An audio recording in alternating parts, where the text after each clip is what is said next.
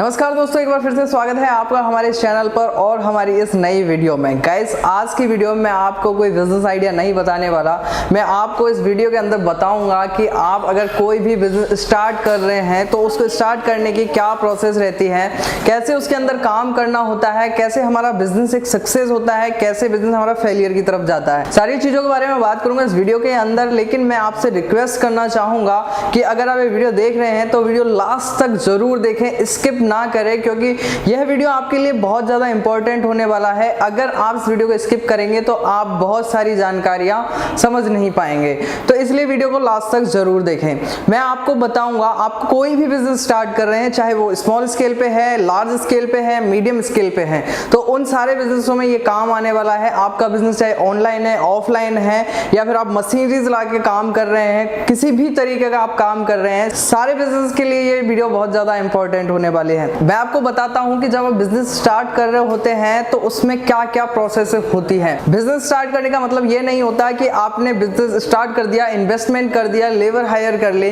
और प्रोडक्ट बना के तैयार कर दिया। यह बिजनेस करना नहीं होता। यह हमारी सबसे बड़ी बेवकूफी होती है। एक डेटा के अनुसार हमारे देश के अंदर जो 10 स्टार्टअप या बिजनेस स्टार्ट होते हैं उनमें से सिर्फ एक ही सक्सेस हो पाता है। बाकी के 9 जो बिजनेस हैं वो 5 साल के अंदर ही उनको क्लोज करना पड़ता है। तो कारण क्या है वो ही मैं आपको बताने वाला हूं। गाइस, सबसे पहले मैं आपको बताऊं कि आप अगर बिजनेस स्टार्ट कर रहे हैं तो सबसे पहले आपको एक बिजनेस प्लान बनाना होगा। बिजनेस प्लान में बहुत सारी चीजें होती हैं कि हम ये बिजनेस स्टार्ट कर रहे हैं, इसमें हमारा इन्वेस्टमेंट कितना होने वाला है, हमारा बजट क्या रहेगा, हमारा कैपिटल क्या रहने वाला है इसमें, और हमें कितना स्पेस की नीड होगी, हमें लोकेशन कौन सी चूज करनी होगी। सारी चीजों के बारे में आपको एक प्लान बनाना होगा और उसी के अकॉर्डिंग आपको बिजनेस स्टार्ट करना होगा। चाहे आप वो बिजनेस घर से कर रहे हैं, चाहे वो आप आउटडोर जाके कोई जमीन रेंट कर रहे हैं या कोई बिल्डिंग रेंट करके आप वो बिजनेस स्टार्ट कर रहे हैं। क्योंकि आपको पता है हमारे देश में जो स्थिति चल रही है, इस सिचुएशन के अंदर लोगों के पास पैसा नहीं है इन्वेस्टमेंट करने के लिए, और ऐसी कंडीशन में अगर वो इन्वेस्टमेंट करके कोई बिजनेस स्टार्ट करते हैं और वो अगर फेलियर होते हैं तो यह उनके लिए बहुत ज्यादा खतरनाक साबित होता है। तो गाइस, मैं आपको बताऊं, सबसे पहले आप एक बिजनेस प्लान तैयार करिए। आप सारी चीजें स्टेप बाय स्टेप आप सिलेक्ट करिए। और जो दूसरे नंबर में बात करने वाला हूं वो है इन्वेस्टमेंट के बारे में। इन्वेस्टमेंट के अंदर ये डिपेंड नहीं करता आपके बिजनेस के अंदर कितना इन्वेस्ट होगा। ये बिजनेस कई प्रकार के होते हैं। आप चाहे कोई बिजनेस 10,000 में भी स्टार्ट कर सकते हैं, 1 लाख में भी स्टार्ट कर सकते हैं, या फिर 10 करोड़ में भी स्टार्ट कर सकते हैं। आप जो बिजनेस स्टार्ट कर रहे हैं उस बिजनेस के अंदर आपको क्या क्या इक्विपमेंट की नीड होगी, क्या क्या कितना स्पेस आपको वहां पे लगेगा, सारी चीजों के बारे में आपको यहाँ पर पहले से डिसाइड करके रखना है और उसी के अकॉर्डिंग आप इन्वेस्टमेंट कर सकते हैं। या फिर आपके पास जितना इन्वेस्टमेंट है उसी के अकॉर्डिंग आप प्लान कर सकते हैं। आपको जो जमीन लेनी है, कोई बिल्डिंग रेंट करनी है, वो कितने स्पेस उसमें लगने वाला है, और जो वर्कर हायर करने हैं उनको कितनी सैलरी देनी है। इन्वेस्टमेंट का डिपेंड करता है कि हमारा बिजनेस कितना बड़ा है। इसके बाद हमें एक वर्किंग कैपिटल रखना होगा यहाँ पर, क्योंकि अगर हम बिजनेस स्टार्ट करते हैं, हमने 5 लाख का इन्वेस्टमेंट कर दिया, हमने बिजनेस स्टार्ट कर दिया, लेकिन हमारे पास अगर वर्किंग कैपिटल नहीं है तो उस कंडीशन में भी हमारा बिजनेस रन नहीं कर पाएगा। क्योंकि इस महीने तो हम हमारे वर्कर्स की सैलरीज दे देंगे, एम्प्लॉय की सैलरीज दे देंगे, प्रॉपर्टी का रेंट भी कर देंगे, सारी चीजें कर देंगे। अगर हमारे पास नेक्स्ट मंथ के लिए वर्किंग कैपिटल नहीं है उस कंडीशन में हमको बिजनेस रन करना बहुत मुश्किल हो जाएगा।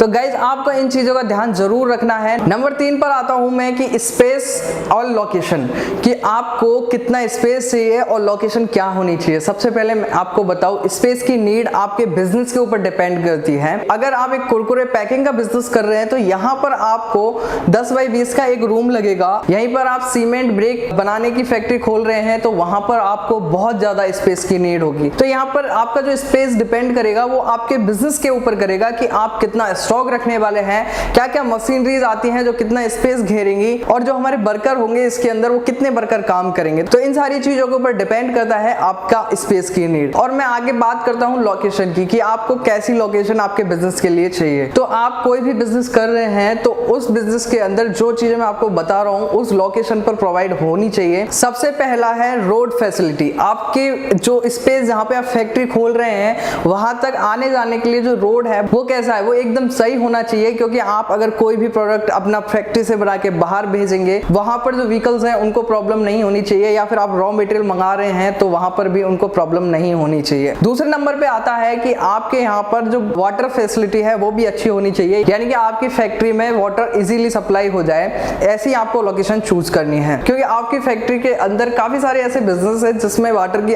नीड होती है, या फिर हमारे काफी सारे लेबर्स हैं उनको भी वाटर की नीड होती है। इस कंडीशन में आपको ये सारी बातें बहुत ज्यादा ध्यान देनी है। इसी के साथ आपको जो नेक्स्ट चाहिए वो है गुड पावर सप्लाई, यानी कि आपकी फैक्ट्री में जो लाइट है उसकी सप्लाई अच्छी होनी चाहिए, या फिर आप ऐसी जगह फैक्ट्री खोल लेते हैं जहां पर पावर सप्लाई हो ही नहीं रहा है, तो उस कंडीशन में आप मशीन कैसे चलाओगे। तो इन सारी चीजों का ध्यान आपको यहाँ पे रखना है। नेक्स्ट मोस्ट इंपॉर्टेंट कि आप अपनी फैक्ट्री के लिए स्पेस वहीं पे लें जहां पे आपकी लेबर को आने जाने में आसानी हो, यानी कि आपकी जो लेबर है वो आपकी फैक्ट्री के आसपास ही रहती हो, 2 से 5 किलोमीटर के एरिया में, यहाँ पर वो इजीली आपकी फैक्ट्री में आ पाएंगे और काम कर पाएंगे।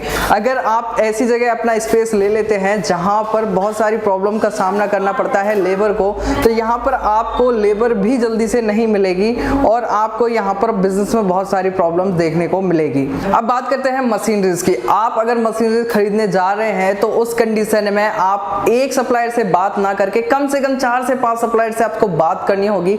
यहाँ पर आपको मशीन की जो प्राइसिंग है उसमें डिफरेंट देखने के लिए मिल जाएगा। इसी के साथ साथ मैं आपको बताऊं, मशीन 3 प्रकार की होती हैं। कई बिजनेस के अंदर और भी टाइप्स होते हैं, लेकिन मोस्टली जो 3 टाइप्स है मैं आपको बता देता हूं। अगर आप स्मॉल स्केल पे कर रहे हैं तो यहाँ पर आप मैनुअली मशीन लीजिए। मैनुअली मशीन में आपको बताता हूँ कैसे वर्क करती है। मैनुअली मशीन में आपको एक पर्सन हायर करना होगा जो मशीन पर काम करेगा। उस मशीन को इलेक्ट्रिसिटी की जरूरत नहीं होती है, मतलब वहां पर वो व्यक्ति ही उस मशीन को चलाएगा। सेकंड नंबर की जो आती है वो आती है सेमी ऑटोमेटिक। इस कंडीशन में आधा काम मशीन करती है, आधा काम एक व्यक्ति को करना होता है। यही तीसरे नंबर पे आती है फुल्ली ऑटोमेटिक मशीन। ये मशीन के अंदर आपको बस एक बार अपना रॉ मटेरियल लगा देना है। रॉ मटेरियल लगाने के बाद मशीन अपने आप फिनिश प्रोडक्ट बनाकर दे देगी। तो यहाँ पर डिपेंड करता है कि आपका इन्वेस्टमेंट कितना है, आप कितने बड़े लेवल पर बिजनेस स्टार्ट करना चाहते हैं। ये चीजें डिपेंड करती हैं कि आप मशीन कौन सी लें, मैन्युअली, सेमी ऑटोमेटिक या फुल्ली ऑटोमेटिक। अब यहीं पे मैं बात करता हूँ रॉ मटेरियल के बारे में। ये सबसे मोस्ट इंपॉर्टेंट है, क्योंकि हम अगर कोई प्रोडक्ट बना रहे हैं तो उसके लिए रॉ मटेरियल की नीड होती है। तो रॉ मटेरियल आप अपने कोशिश करें जितना पास हो उतने पास से आप रॉ मटेरियल खरीदें, क्योंकि आपको वहां पर एक तो समय आपका बचने वाला है, दूसरा आपकी जो कॉस्टिंग है ट्रांसपोर्टेशन की वो भी यहाँ पर आपको बच जाएगी। रॉ मटेरियल में भी यही कंडीशन है। रॉ मटेरियल आप एक ही सप्लायर से बात ना करके कम से कम 4 से 5 सप्लायर से बात करो, यहाँ पर आपको प्राइस में डिफरेंस देखने को मिल जाएगा। अब यहीं पर मैं बात करता हूँ लेबर के बारे में, वर्कर्स के बारे में। यहाँ पर आपको कोशिश करनी है कुछ एक्सपीरियंस जो वर्कर हैं उनको आप लगाए। आप फ्रेशर को भी हायर करें, लेकिन आपको कम से कम 2 से 3 जो आपके एम्प्लॉय हैं वो आपको एक्सपीरियंस रखने पड़ेंगे, क्योंकि अगर आप फ्रेशर को रखोगे तो वहां पर उनको मशीन चलाना नहीं आएगा, प्रोडक्ट बनाना नहीं आएगा, वो प्रोडक्ट में फिनिशिंग नहीं कर पाएंगे। तो उस कंडीशन में बहुत सारी प्रॉब्लम्स आपको देखने को मिलेगी मार्केट में अपना प्रोडक्ट सेल करने के लिए। तो यहाँ पर आप कम से कम 2 से 3 जो लेबर हैं वो एक्सपीरियंस रखें, बाकी आप फ्रेशर रख सकते हैं। अब ये बात हो गई कि यहाँ पे हमारा प्रोडक्ट बनके तैयार हो जाता है, अब हम आगे सेल कैसे करें। गाइस, अगर आप छोटे लेवल पे स्टार्ट कर रहे हैं, या तो आप खुद रिटेलर्स के पास जाएं, या फिर आप कोई भी सेल्समैन रख सकते हैं। उस कंडीशन में सेल्समैन रिटेलर्स के पास जाके 1 to 1 जाकर आपका प्रोडक्ट सेल करेगा।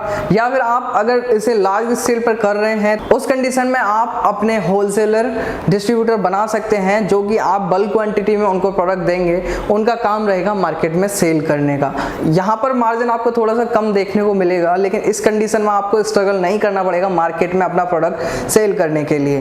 तो ये सारी चीजों का प्रॉफिट होगा यहाँ पर। अब गाइस बात करते हैं मार्केटिंग की। अब डिपेंड करता है मार्केटिंग का कि आपका प्रोडक्ट किस टाइप का है, उस टाइप से आपको मार्केटिंग करनी होगी। आपका प्रोडक्ट ऐसा है कि वो हर घर में यूज होने वाला है, तो आप अपने पोस्टर छपवा के कॉलोनी में अपने एरिया में चिपका दीजिए। या फिर आपका कोई ऐसा प्रोडक्ट है जो डिजिटली है, तो आप इंटरनेट पे उनके एडवर्टीजमेंट चला सकते हैं। अगर आप एक अच्छे लेवल पर आप कर रहे हैं और अच्छी ब्रांड आप इस्टेब्लिश करना चाहते हैं, तो वहां पर आप टीवी पे ऐड चला सकते हैं, रेडियो FM पे आप ऐड चला सकते हैं, और यहाँ तक कि अब डिजिटली हो रहा है, आप यूट्यूब पर, फेसबुक पर हर जगह एडवर्टीजमेंट करके अपना प्रोडक्ट प्रमोट कर सकते हैं। यहाँ आपको मैं एक सजेशन देना चाहूंगा कि अगर आप कोई भी बिजनेस स्टार्ट कर रहे हैं, उसके अंदर इन्वेस्टमेंट कर रहे हैं, प्रोडक्ट बना के तैयार कर रहे हैं, तो अपने आप को एज ए ब्रांड स्टैब्लिश करें। आप अगर लोकली आप स्टैब्लिश होंगे तो उस कंडीशन में आपकी जो फेस वैल्यू है आपके प्रोडक्ट की वो नहीं बन पाएगी, और आपको हर बार नई तरीके से उस प्रोडक्ट की मार्केटिंग करनी होगी, जिससे कि आपको बहुत सारी परेशानियों का सामना करना करना पड़ेगा। अगर आप अपना product as a brand select करते हैं, एज ए ब्रांड स्टैब्लिश करते हैं, तो उस कंडीशन में आपके प्रोडक्ट की एक फेस वैल्यू बन जाती है, जहां पर आपको स्ट्रगल नहीं करना पड़ेगा। कस्टमर आएंगे, आपकी ब्रांड का नाम लेकर आगे से जो रिटेलर है उनसे खरीद कर ले जाएंगे। इसके आगे मैं बात करूं कि आप अगर कोशिश करें कि आपके पास कोई ऐसा प्रोडक्ट है, उस टाइप के और भी काफी सारे प्रोडक्ट बन सकते हैं, तो आप कोशिश करें कि आप एक प्रोडक्ट ना बेचकर आप मल्टी प्रोडक्ट सेल करें मार्केट में। जैसे अगर मैं कुरकुरे पैकेजिंग की बात करूं, तो यहाँ पर आप अलग अलग टाइप से अलग अलग फ्लेवर में कुरकुरे बना सकते हैं। उनकी पैकिंग अलग अलग कलर में, अलग अलग डिजाइन में आप कर सकते हैं। तो इससे होगा क्या, इससे ये होगा कि आपके प्रोडक्ट की जो विजिबिलिटी है वो बढ़ेगी, जिससे जो कस्टमर है आपके प्रोडक्ट पर, आपकी कंपनी पर भरोसा करने लग जाएंगे और आपके प्रोडक्ट को वो जल्दी से खरीद पाएंगे। तो गाइस आज के लिए इस वीडियो में बस इतना ही था। अगर आपको वीडियो पसंद आई है तो वीडियो को लाइक करें, शेयर करें अपने दोस्तों के साथ, अपने रिलेटिव के साथ ही साथ चैनल को सब्सक्राइब करके बेल आइकन जरूर प्रेस करें। इससे आने वाले हमारे हर नए बिजनेस वीडियो की नोटिफिकेशन सबसे पहले आपको मिलेगी। वीडियो को लास्ट तक देखने के लिए आपका बहुत बहुत धन्यवाद। मिलते हैं नेक्स्ट वीडियो में एक नए बिजनेस आइडिया के साथ।